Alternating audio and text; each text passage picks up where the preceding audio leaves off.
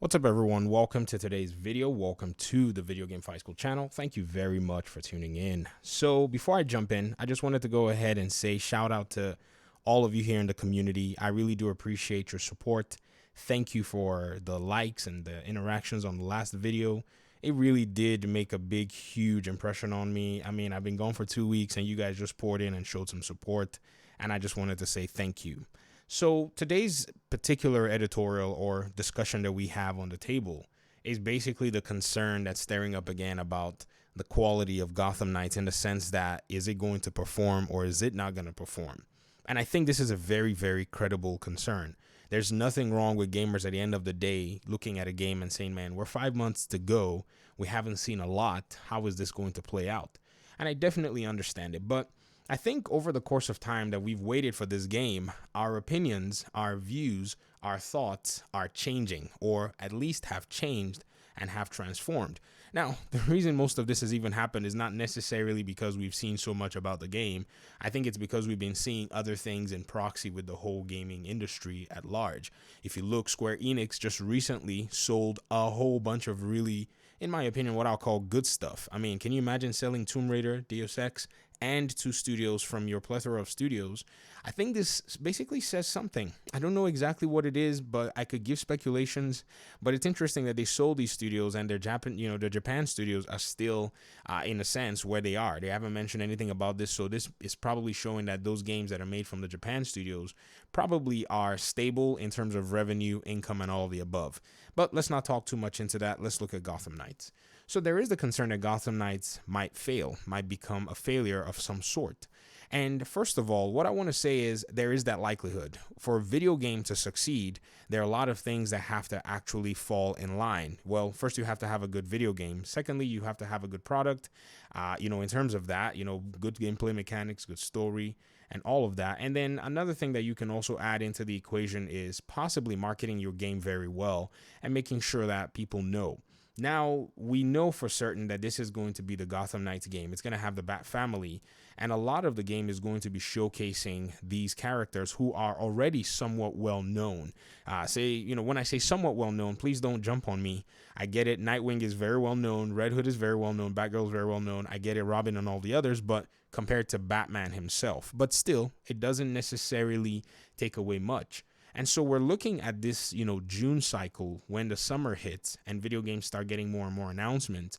And I think this is the opportunity that Warner Brothers Games Montreal or Warner Brothers Media Entertainment or whatever it is as a whole have the opportunity to be able to do some really strong, impressionable marketing across the board for this game.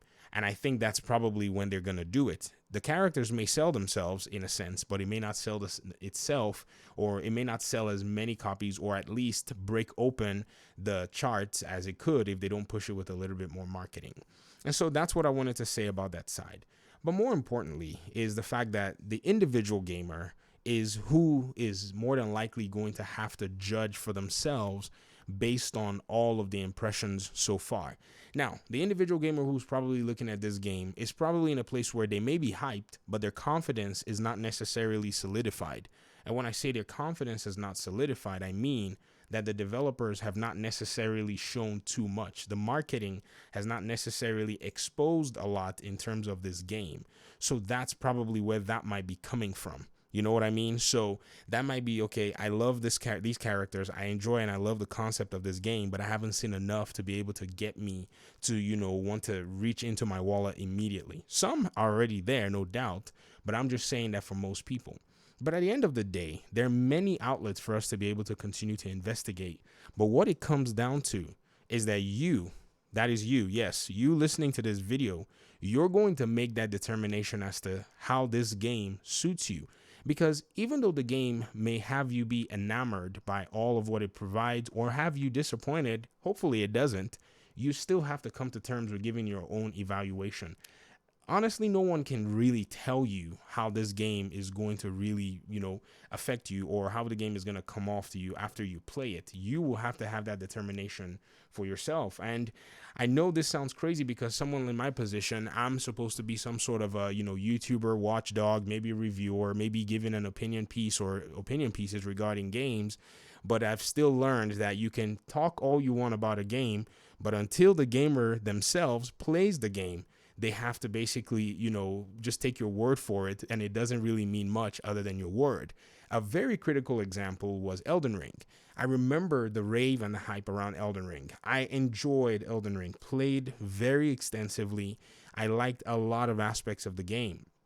But what I've noticed is, even though I enjoyed the game so much, as well as millions of other people, by the way, there still are people who say, I just don't seem to get it. I just can't get into this game. And these are not people who are watching from the sidelines. Don't get me wrong. These are people who have purchased the game, have tried to play at least 10, 15, 20 hours of the game.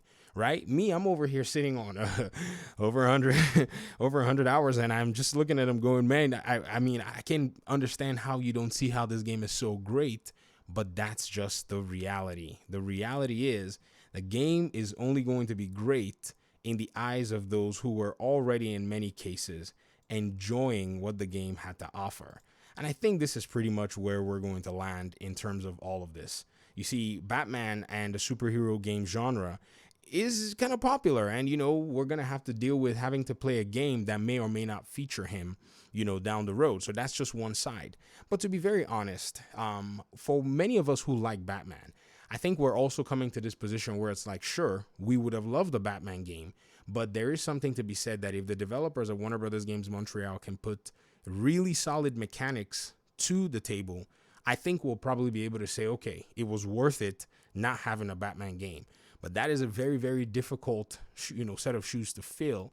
But at the end of the day, it's something that we have to hope that they're capable of doing, or at least hope that the game, consists of in a certain way. Because yes, we're Batman fans. We like stuff about Batman. And at the end of the day, you want to see these things being shown off in a really cool way. And some of us are also fans of the Bat Kids. Some of us are Red Hood fans and Nightwing fans. And we would also love to see those aspects of those characters come to life.